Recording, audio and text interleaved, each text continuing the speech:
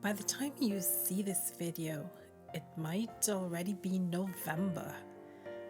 I just can't seem to get them up as quickly as I would like.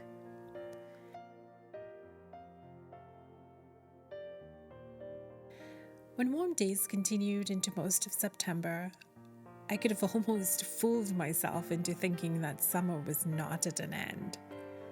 Almost. I can always feel the definite change in and around me. There's a crispness to the air and a certain smell that I just can't describe.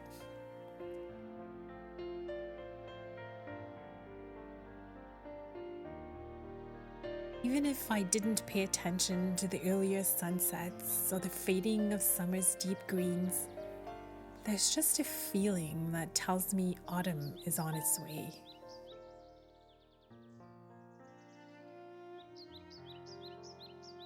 Every season signifies an ending and a beginning, but somehow, in the fall, I feel the sense of something ending even more acutely.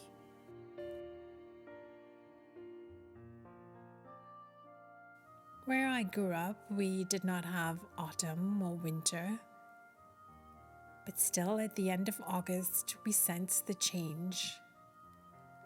There were books to buy for the new term, shoes to polish, uniforms to iron.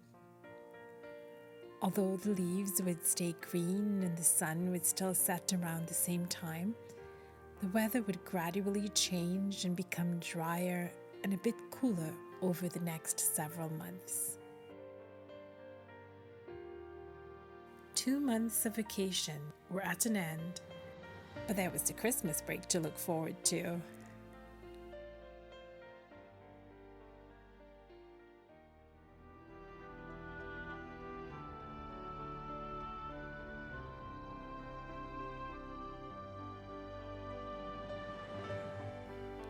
As much as I loved the many days of freedom, I looked forward to going back to school. And so, as an adult, I made a job change and became a teacher. But after just a few years of teaching, I had to put that dream on pause. I found myself in a period of uncertainty, unsure of what came next.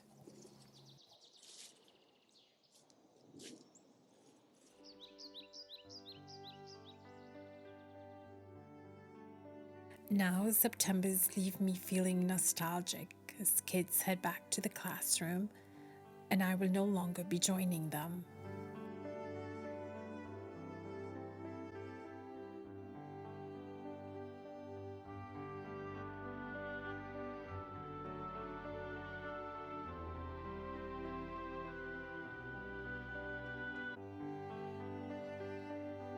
When life as I knew it changed and all the busyness stopped, disquietness became an almost constant companion.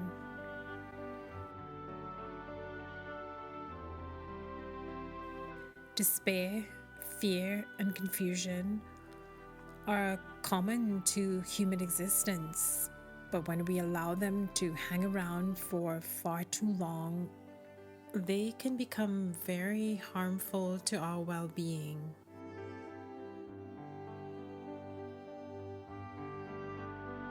There were some obvious reasons for my disquiet, but there were also vague disturbers of my peace, things that I just couldn't put my finger on, so to speak.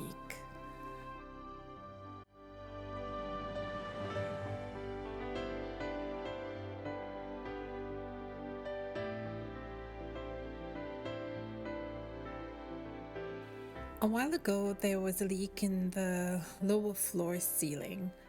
The only plausible explanation was that the water was coming from a bathroom directly above.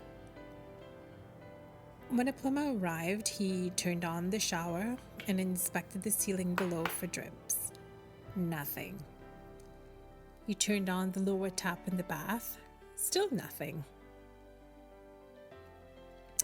Then he turned on the tap in the sink, he flushed the toilet, and still there was no evidence of a leak. The plumber expressed his perplexity, and as a last resort, he decided to remove some tiles. That's when he finally discovered that the seal around the shower handle was damaged, allowing the water into the wall behind, thus causing the leak. When he discovered this, it didn't take him long to fix the problem.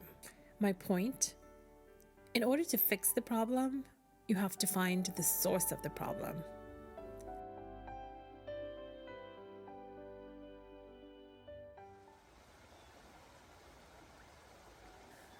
I make a habit of examining myself.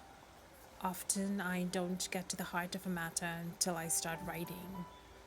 Somewhere along the way, I strike upon that aha moment.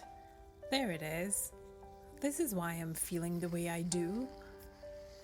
This time, however, I had to go even deeper. And so I continued to explore and write down all the things that led me to that uncomfortable place. What were the challenges I faced in the past?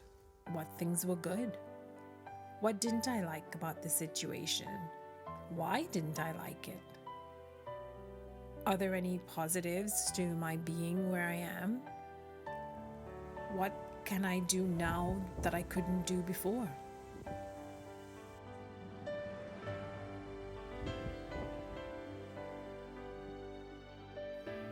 There were some places I didn't want to go, feelings I didn't want to feel, memories I did not want to remember, but I had to, and I'm glad that I did.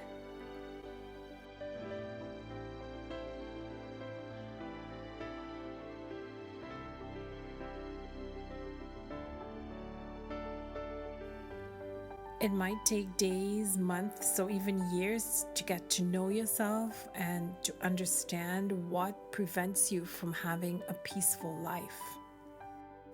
You might be surprised at what you discover.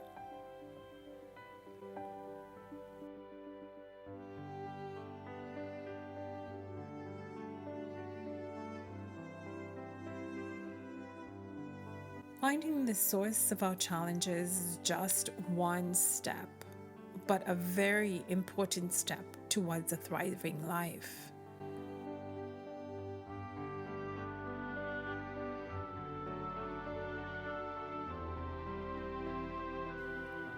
There is so much more to be said on the topic.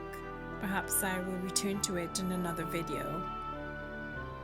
But for now, I will leave you with this quote from Japanese politician Naoto Kan. If you are unable to understand the cause of a problem, it is impossible to solve it.